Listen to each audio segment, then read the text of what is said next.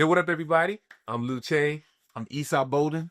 and this is our very first episode of Light Lens Soul. So there we go. Yeah, so a little bit about what Light Lens Soul is this is a podcast where creativity meets clarity, and here we explore the stories, the insights, and perspectives that shape how we see the world. Through the light we carry, the lens we use, and the soul that connects it all. Here we go. That's pretty deep, huh? That's deep. Man. Yo, what up, man? So this is our first episode. We've been talking about doing this for a year, right? Maybe more than a year? I don't know. It's definitely been a year. Yeah. It's definitely been a year. Maybe a little bit over a year, but definitely been a year. We've been talking about it, but we've been so busy doing our own thing and connecting and doing stuff. Word. That it finally came, Yeah. finally came to this for you. Yeah, it came to fruition. But now it's been about a year since we've been Cool. talking about doing it. All right, so I'm gonna ask you this. This is not one of the questions I have. Yeah, go ahead. All right, so tell us about who you are, Esau Bolden, the third. Yeah. What's your company, your brand? Tell us about that. So my company is called Bolden Studios LLC. And I do photography, videography, filmmaking. I do content create. So that's what I do. Anything involving a camera, I do it. Anything involving shooting, I'm about that life, sir. And that's what I do. I mainly shoot I mainly do films. But I love photography. I love videography too, but my main thing is film. Yeah. What about you? So what's your things? C Sharp Music and Media has become my it's my business, the brand too. It's and the words C Sharp Music and Media. C Sharp, a play on words, which is seeing sharp, but also it's a musical key or musical note, which is most musicians a lot of times you see that's their favorite. That's one of my favorite keys. All of them are my favorite keys. I play too. So music, cameras, filming, photography. So same thing, all things media. Let's shoot something, Yeah, let me say this real quick. Yeah. And this is unformatted, but I met Lou a long time ago. And it was the crazy thing about it is I didn't know you did. I didn't know you did everything. Right. Like this man does everything. It's like every year I find out something new that he does and that he's into. And I thought I did everything. Man. But this guy, when I say he does it all, he does it all. And but yeah, when we first connected, we just went up from there, man. That's true. That was good though. But yeah, I want to throw that out there. No, I appreciate that. I be trying not to do everything, but I think it's just one of those things, when you discover and let me put this way. Not that I was trying to do everything. Yeah. I think I started discovering gifts later on in life. Okay, so me and cameras I didn't grow up with cameras. Right. I grew up as a musician. Okay. And that's the one you was a musician first. Yes. Okay. And that's lifelong for me. Okay. Matter of fact, just fun fact, true story. I had been playing music. I started out as a drummer. And when I left Philly, that's where I grew up, but I left Philly, I stopped playing music for 8 years. Oh, wow. Yeah. So we're church kids, by the way. Yeah. We both know the Lord. Know Jesus. Yeah, we know Jesus. Pardon of our sins. He's sanctified. Come on. Holy Ghost. But I grew up playing in church. And when I left Philly, went into the military, and I wasn't in church. Okay. So that was my context for playing. If I was in church, I'm gonna play. Yeah. Drums, I learned keys. My dad's a pastor. That's crazy. My brother, he's a musician too. Shout out Troy Chambers. Wow. But yeah, we grew up musically. Yeah. And so that was, as far as the arts, that's all I knew. Acting, I didn't do that. Yeah, it's like, hey, leave that to the actors. So my dad was in a band. Yeah, he was in a band. He played the bass. My brother. So I grew up around musicians because my dad was just like my dad would play the bass and the guitar, and he was in the band in the military. My brother played the bass and keys, and a little bit of drums. My sister sings, Yeah. but I play the sax. Oh, wait a minute. All this time I known you. I done know you 111 years. I know, right?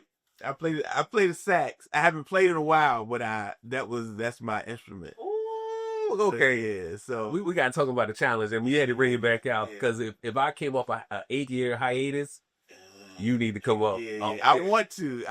You just got to do it, bro. But yeah. So, and I talking about me and you. I don't even remember when we met. We met at Cletus's Table Read At the Mount. at the Mount. That was the first time we met. Yep. Mm-hmm. For Table Read for production, Christmas production or Easter production. Easter production. Easter production. Yeah. That it never came out, did it? No, it never came out. It never came out. And you know, I've seen you before. Yeah.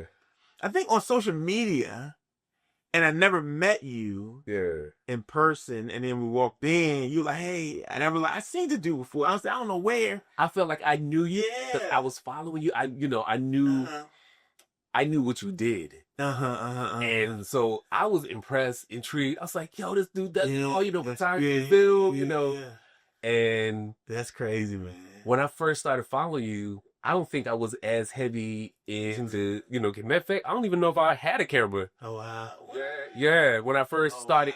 Yeah. That's crazy. So that's crazy. Matter of fact, all right, so take you back a little further. Acting, I was doing that theater-wise and starting to get into film before I picked up the camera. Okay.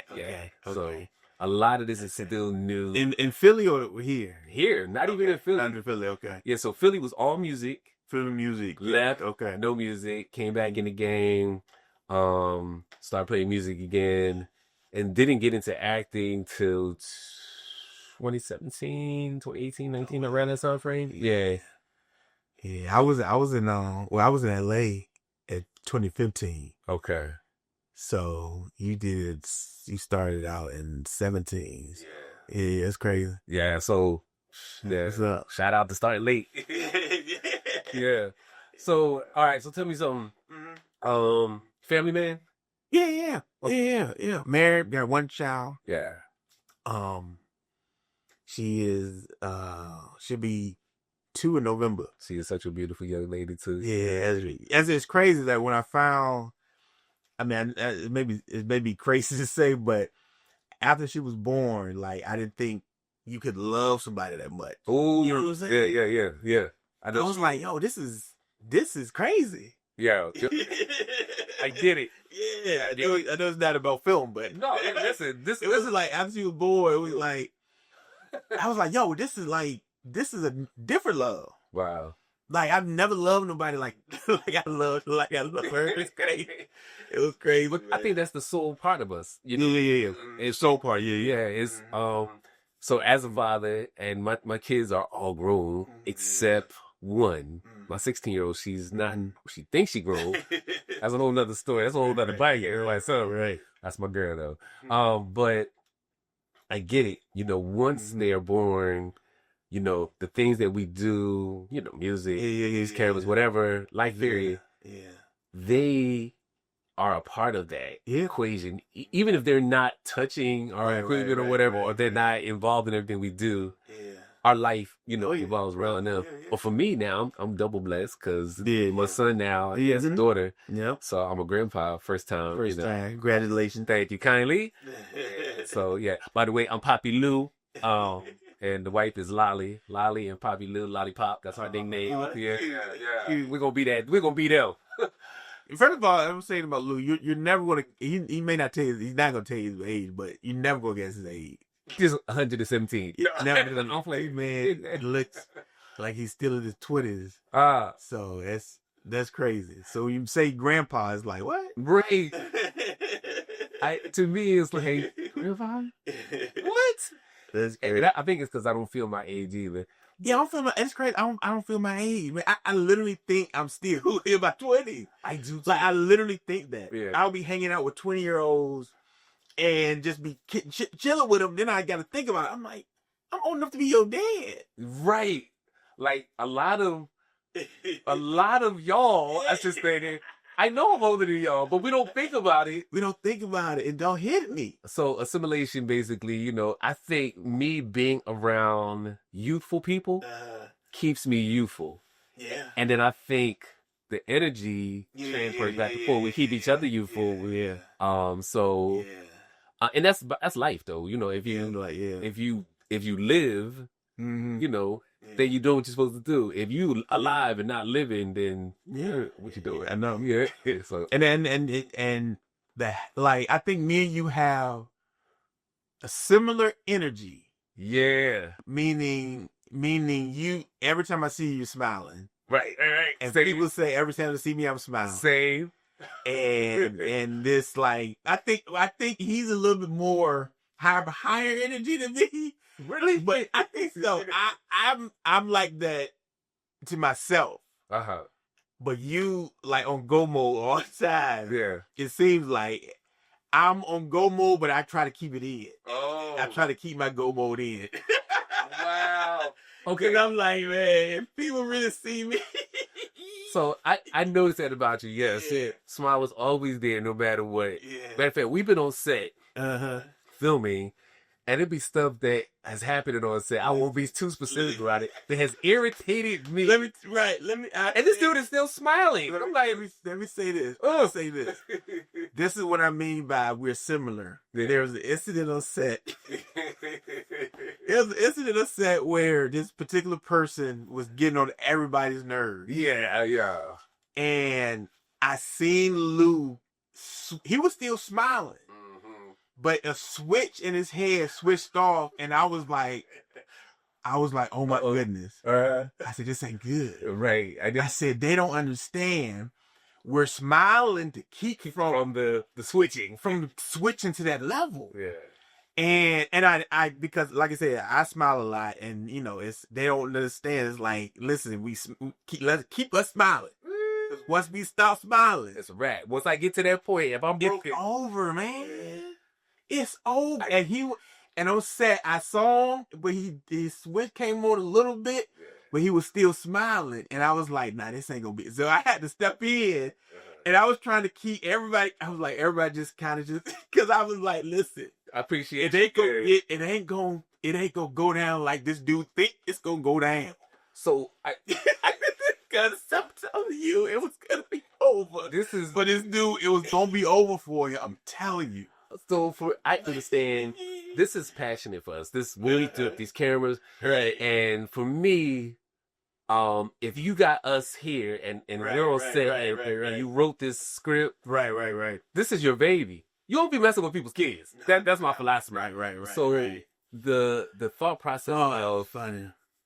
come on, man, don't be messing this up. Messing up and doing anything and everything I get you it. want to do. Yeah. And there was a part of me who used to just all the time, you know, I'm chilled out a lot.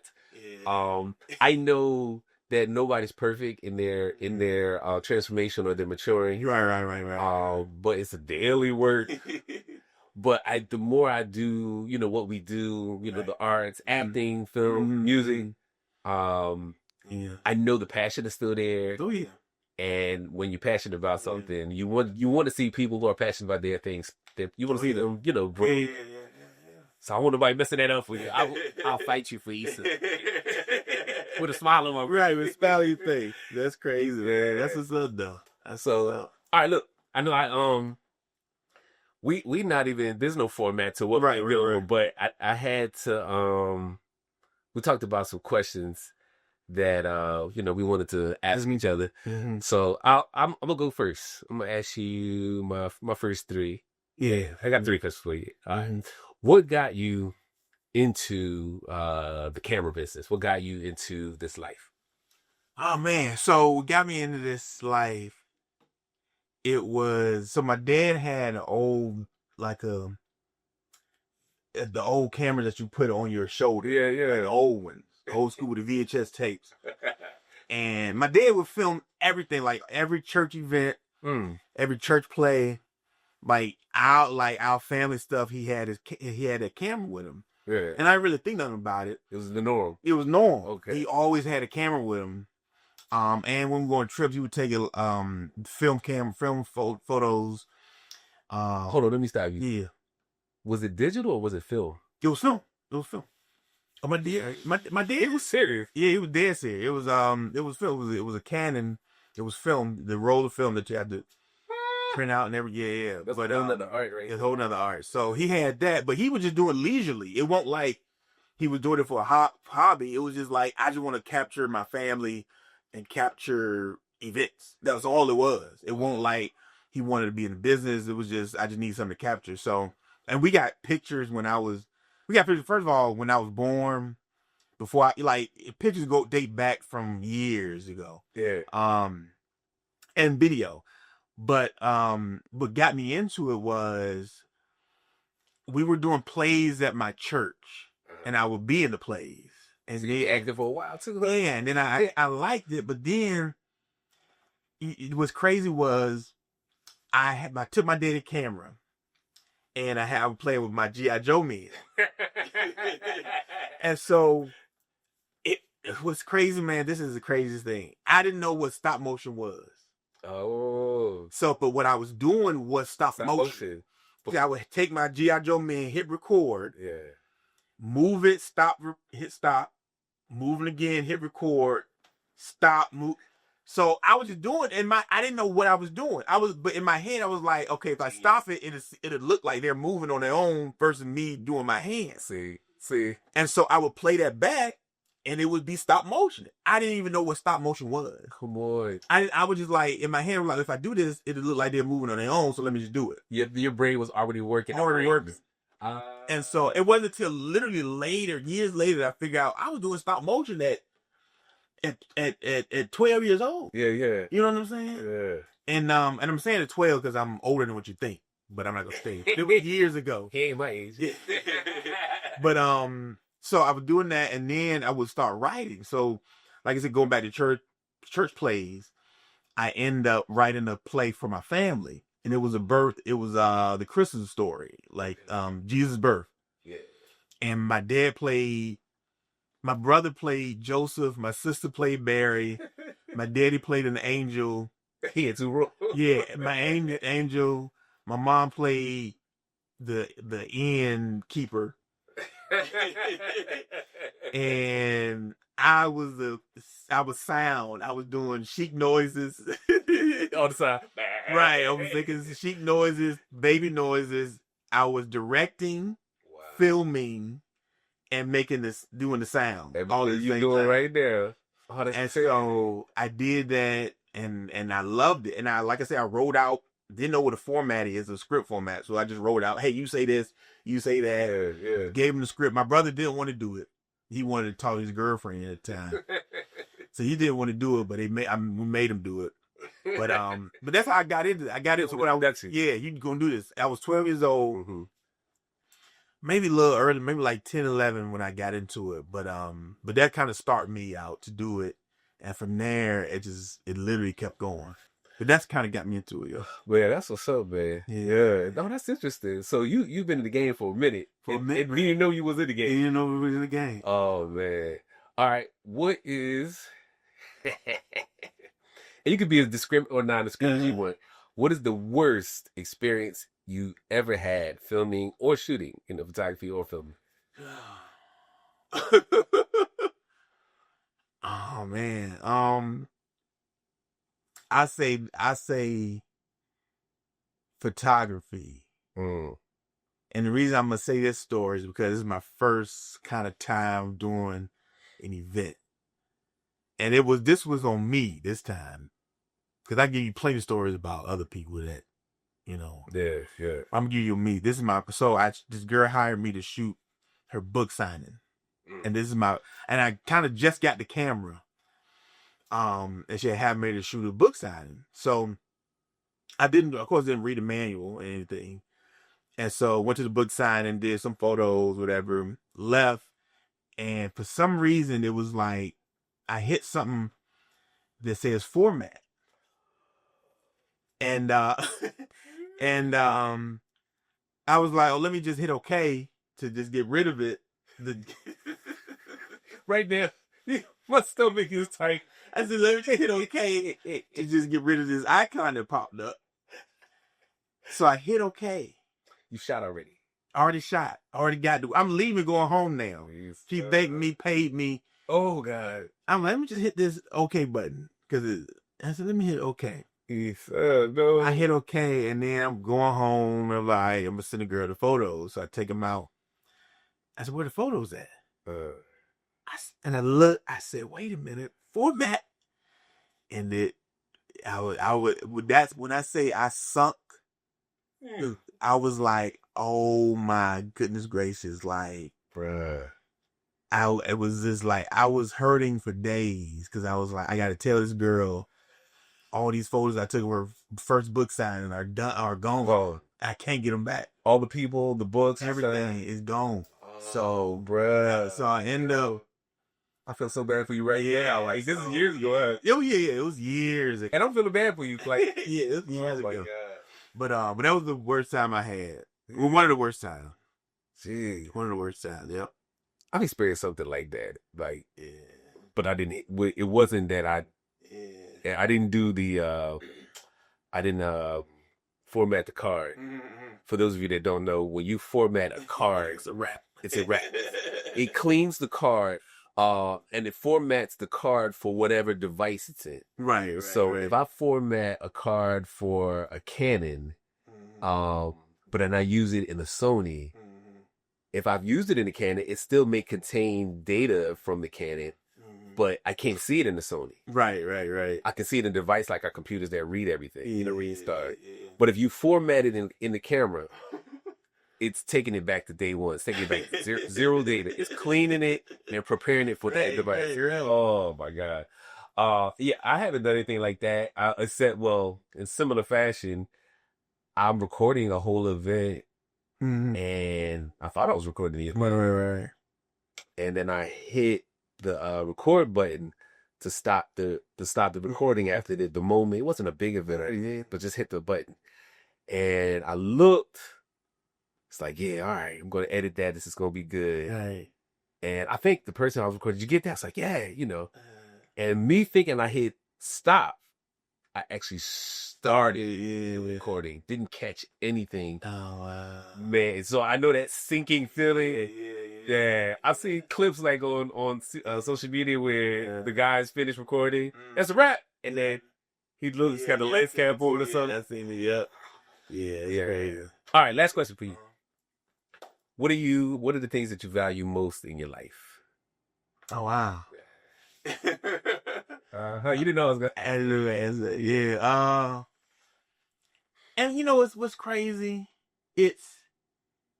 So one of the things, something I value most, family, one. Of course. But I do value happiness and sanity. Okay. I don't hear a lot of people say that. You know what I'm saying? So, because once your happiness goes away, and it's like for me, once my happiness goes, it's like I can't function properly. Because I need to stay happy. Like we talked about earlier, we always smile. So there's a need for me to smile. There's a need for me to be happy. There's a reason for it. And so I value happiness. I value sanity. And because once that goes, to me, it's just you get all types of craziness happening. You know what I'm saying? It does, but so those things, family is definitely one. But I think really for me, it's happiness and sanity. Yeah. So I mean, I've heard people say what they value. Of course, I've had to but I don't think I've ever heard anybody say they value their sanity. That's unique. No, you gotta think about it. I learned. I realized that later on, like recently. Yeah. Because it's like you gotta, regardless, you gotta be happy. You know. Yeah. You gotta do what makes you happy. That makes sense.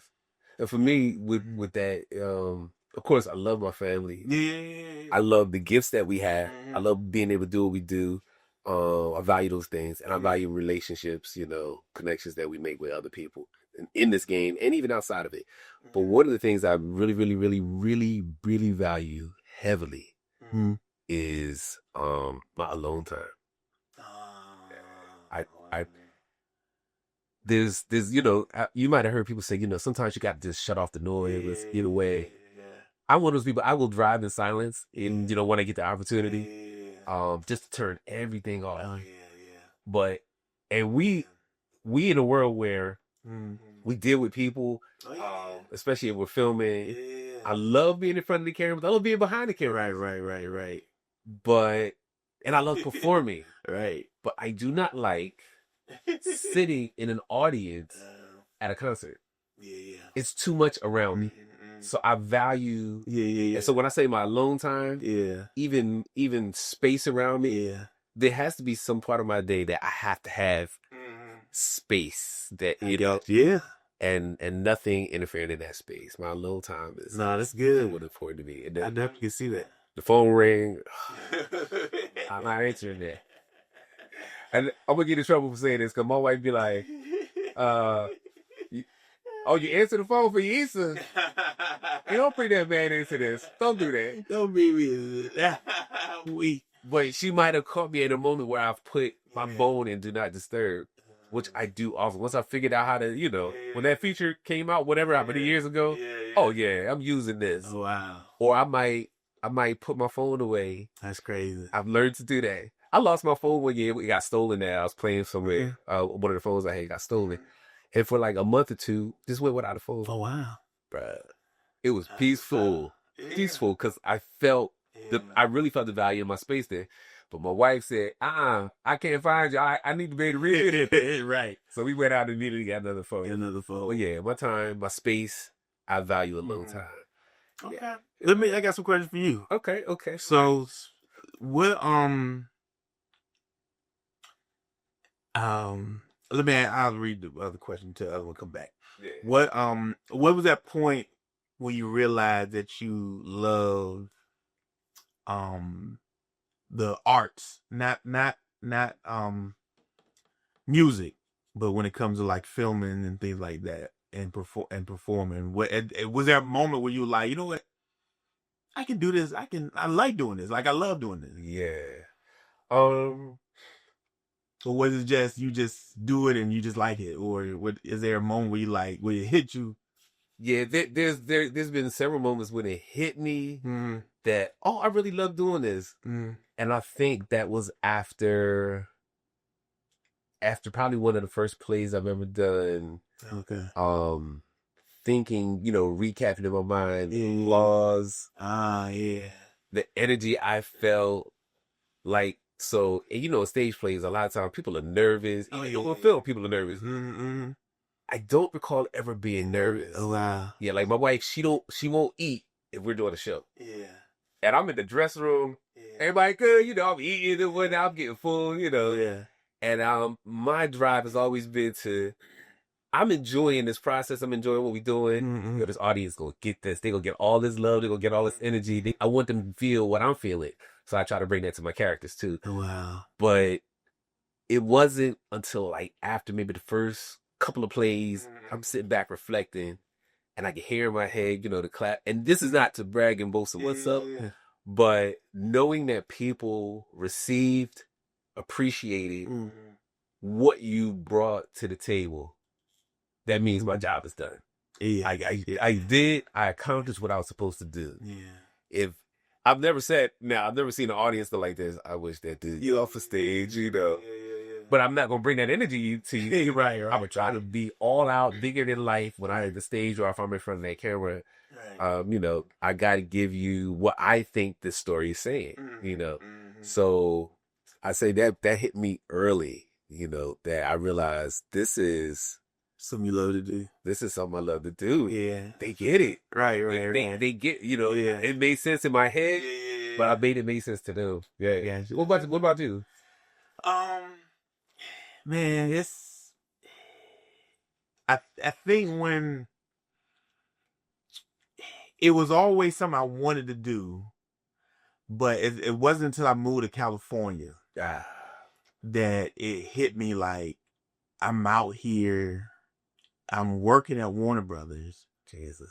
I'm seeing like, and it's like a surreal moment that hit me. Like I'm in the right space. I'm in the right place. Can't go wrong now. You can't go wrong now. Like, I mean, and meeting people, connecting with people, shooting with people, like on major productions, and then even low budget productions, and then free production. Like all the stuff that I've experienced, it just that hit me. It was like, oh yeah, I love doing this. Wow. Yeah, it's crazy because you meet new people each time, and I met actors and actresses that will put a lot of these like famous actors and actresses to shame. Of course. And they've been in some of my projects in LA, and I'm like, yo, you gonna make it, like, right? And then, they got like, but it's I found that out. Yep, that's dope. Okay, no, I got another question. Yeah, my bad. No, that's good. Like I know you, but I still there's so many things that I don't know about you. Oh yeah, I know you. You're my brother. No, it's a lot. Oh, man. Wow. All right, let me ask you this. What was I gonna ask you? Oh, so what moment is there a moment in filming or shooting or performing or whatever that you like, something that you dislike, like across the board, or something that happened that you like, yeah, this ain't, I don't like this in filming. I don't like this in photography. I don't like this in so on stage. I get it. Look, the very first time I picked up a camera, it was more, I started out photography before I started filming. Okay. And it wasn't nothing major. I was trying to film the cats. We had 2 cats. Okay. They were kittens, and they kittens. They run all over the place. So I was just using them to try to figure out how to operate the camera. I bought the camera secondhand from somebody. I forget. Nope. I'm gonna tell his name up and I'll try to remember it. Got a good deal on the camera. It was Canon. And the cats are running around and I'm trying to shoot them. And I'm looking at the pictures. All you see is the blur of them running by. And I'm like, yeah, I'm fussing at the cat. I'm like, yo, y'all be still. Y'all can't move out. They like babies. Right. They playing. And I said, all right. I tried to take the camera outside. Tried to shoot, people, just different things in the street I saw. Shots of trash. And there was a part of my brain that kept saying, you wasted your money. You want to quit. And I know, going back to us being believers. Yeah. I know that was number the enemy trying to discourage me from today. I got you. Yeah. Today, I know, and I say this in all confidence and not in bragging. Today, I know I'm dope. Oh, yeah. I got to see myself as dope before somebody else does. Right. Because if I don't see myself as dope, you're not going to see me as dope. Right, exactly. But I did not feel dope in that moment. Why did I buy this? Now, all right, so go back before that. Prior to that, I was shooting with like a Sony, I think it's Sony, the CyberShot little, is it CyberShot? I forget what it is. It's the little silver one. And when you turn it on, the little lens come out, and it just And I put it on a little tripod, and I was shooting my family every year for Easter. Matter of fact, it's our tradition. Every year we do a family picture. We've been doing this since the kids was little. Yeah. And even before my last one was born. But excuse me, she I've always shot something, not realizing I wanted to shoot. I got you. So when I bought this camera, deciding I was going to get a little bit more serious, I was ready to quit. I was, and I was done. I did not like who I was as a photographer, as a shit. Yeah. And I thought maybe this ain't for me. Just stick to music. Yeah. So that's crazy. But I'm glad I ain't quit. I'm glad. I would have never met you. Right. I'm glad I ain't quit. Last question. Yeah. Well, has there been anything that has put your integrity at, as far as like shooting, or things that you're like, not saying you won't shoot, but more like you may have been offered something, or something that's like, I would feel comfortable doing that. Or I'll give you an example. For me, when I was in LA, I was somebody they offered me like another job. Well, I had working one, but somebody else, like a side job or whatever. I'm like, yeah, I do it, get some more money. And he was like, yeah, I met a guy called Ralph. It's like Ralph's is like Kroger's, Okay. in LA. But I was there and the guy came up to me and asked, he was like, you look like you shoot. Like, yeah, like you edit. Oh yeah, I got it. Yeah, I got a startup company that I need. And I'm like, I bet. He was like, you come to this address. We're gonna interview you. I got so I came. So got there, interviewed. I didn't know really what the job was. I didn't know how to shoot or edit. One of the two. I think it was to shoot. And so he kind of explained to me what I was about to shoot. I was like, I said, yeah, I don't think I can. In my head, I'm like, okay, oh yeah. And he was like, yeah, so you got a problem with that? And I was like, nah. But you did. But I did. It seems like I bet. So come back, tomorrow, next week, or whatever, and then we'll get you in and get you. But then I ain't never go back because it was like, I said, yeah, I don't think I can be able to do that, man. I think being those though because I came in the game later.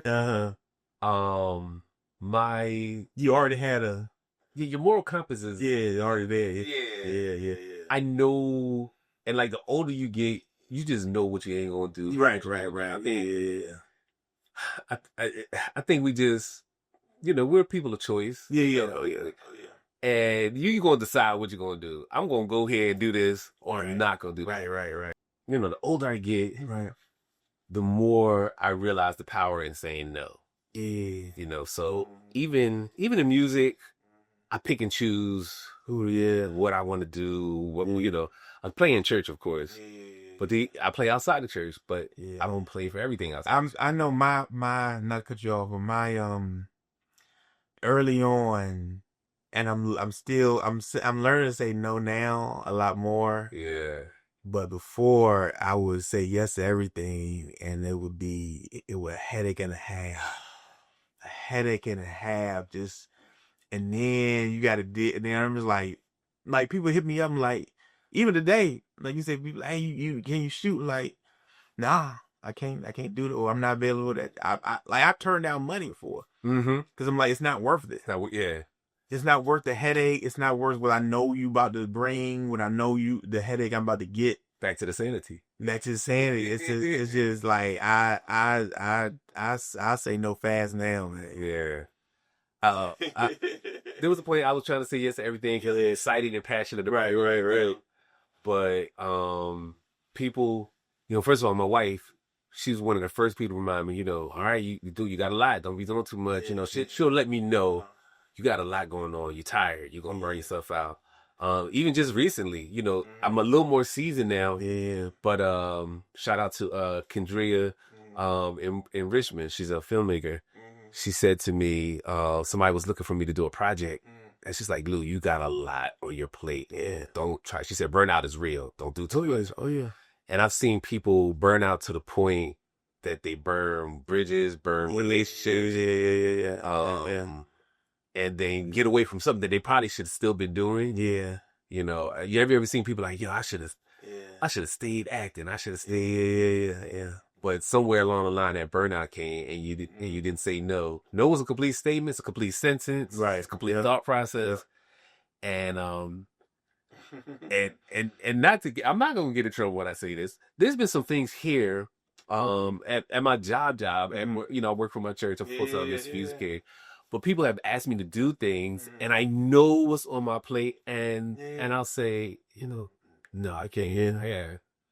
Yeah, I'm kind of dealing with that at my church. Yeah. It's somebody that wanted me to do something, and I'm like, I'm actually doing it, but I'm like, I shouldn't have did. I should have said yes. And now I'm at a point where I'm like, I have to tell them like I can't do it. Right. Because it's like it's just too much that I'm doing over here for me to focus on this. Yeah. And but it's more. It kind of got pushed into it. It wasn't like they asked me. It was like they told me. Yeah. Like, hey, do this. I need you to do this. And I'm like, because the person's older, Right. I feel obligated, yeah, respect, and then I'm like, I gotta tell this person I can't. Yeah, I get it. And same thing. Mhm. I know what I can do. You know your capabilities. Oh, You know, yeah. you know. But even back to talk about the moralistic things. I know what kind of art, because all of this is art for me. Mhm. And I love the art, so I'm not minimizing it or putting it, Right. putting it in a compartment. Right. But I know we're creators, Yeah. and in our creative process, what we produce is a part of us. These are things that we give birth to. So I don't want something that I created, like, yo, you made that. I don't want anybody in there. It might not say those words, Yeah. but you know how people are. Yeah. I don't want to even give you Yeah. that room to be like, Yeah. he made that? That's not Lou. Right. That's not. Right. This is trash. Exactly. Now, My wife, she be joking all the time. You're not doing no news scenes. I was like, yo, how did that even get into the conversation? I'm working with Issa. He don't shoot news scenes. I don't think. Well, that's the thing about me. Like, I mean, I did a whole series that you're in, Virginia, Yeah. and it was no cussing in it. I don't think it was no cussing. I think maybe like one person cussed or something. So minimal that yeah. Like, it was no cussing, and it was interesting and good. Right. There was no sex scene. No sex scenes. There was a kissing scene, and with Faith and Mark, when they was in a car. Yeah. I remember that. And that took forever because they kept laughing. This is awkward. And they weren't even kissing. It was just hugging to the side. Right. And that took forever because they was laughing and the blushing and stuff. But but I don't, because my thing is, I want to shoot. I don't have to do what everybody else is doing to make something good. Right. Like, it don't have to be nude scenes in it. And because that's not really the story. That's not the story. You can tell the story without that. Yeah. And I'm not bashing anybody. It's just like, I just feel like I can shoot a scene without cursing. Like, I think that's what draws me to you. Other than, I can shoot stuff without cursing. Mm-hmm. What got to the point where people like, man, I got to curse. I'm like, okay, curse. Then I leave it out. I was like, okay, because I don't want to mess up people's flow. Right. So if you cursing, I'm not going. I wouldn't want you to, but if that helps you, then go ahead. Go ahead, cuss. But I'm gonna edit it out. Some stuff I miss because I'm just like, but one, I'm like, it don't have to have all this stuff in it to make it good. Right. Transparency. Yeah. I can cuss. Yeah.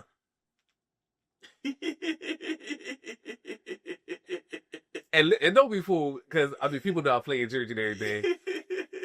I'm not gonna tell you how many cusses I hear, but it's knowing how to control yourself in that situation. I mean, so you have to cuss. All right, like you said, all right, get it out. I'll bleep it out. But I mean, it's I mean, when you get mad, things happen. But it's just like, what's the? Because I've seen movies where, like a recent movie I've seen, I mean, every other word was a curse word, and it was like, oh, you purposely wrote all these curse words in there, right? Yeah. Like, it was every other word was a curse word, and it was like, to me, it's just like, it's not art because you just putting a bunch of curse words. You filling up. You trying to get filling up space. Yeah. But I heard somebody say, I forget who it was, and I've heard some people say, a person whose language is filled with obscenities, probably lacks the intelligence to hold a conversation. Like, you can't hold a complete conversation because you got this filled up with profanities and, laced with obscenity. I was like, oh, yeah. So, yeah, you're not going to challenge my intelligence. You won't be hearing me cussing. Necessarily. There's a few things that made me cuss. The rest of my kids, my family. Once with Issa, they had me cuss you out. Now, I've never cussed on set. But anyway, yeah, man, this has been good conversation. It's good, man. It's been good. Yeah. Anything you want to say before we wrap this one up? This is our first one. Yeah, it's the first one. I think it went well, man. I think so I too. think it went well. We didn't look at it. Yeah, I think it went well off the top. I think we flow well. Yeah. I think the more we do it, we're gonna really touch some crazy subjects. Yeah. That I'm looking forward to. I want to say this. I do an inspirational piece, an inspo called Duno. A lot of people see my work, do that. I remember the first. I can go back and look at the first one. I know what the most recent one looks like, and people hit me up and ask me, how you do your lights, yada yada. Yeah. And that first one, oh yeah, don't look like that. And it was a part of me that wanted to delete. Nah, those first. Don't delete it. No. Yeah, so I learned, nope. Yeah. This is what built you. Everybody starts from the beginning. Oh yeah. Fortunately, we know what we know. Right. I think our beginning is pretty dope. Yeah. Oh yeah. I think our beginning. No lighter. Yeah. No chance. No people. Come on. You know what I'm saying? Can't get no dope in this. Get no dope in this. What you want? You want to be dope too? I'm over here. But this let's wrap up our first episode of Light Lens Soul. There we go. There we go. Yeah, and that's a wrap. I'm leaving that in. Yeah, I like it. Yeah.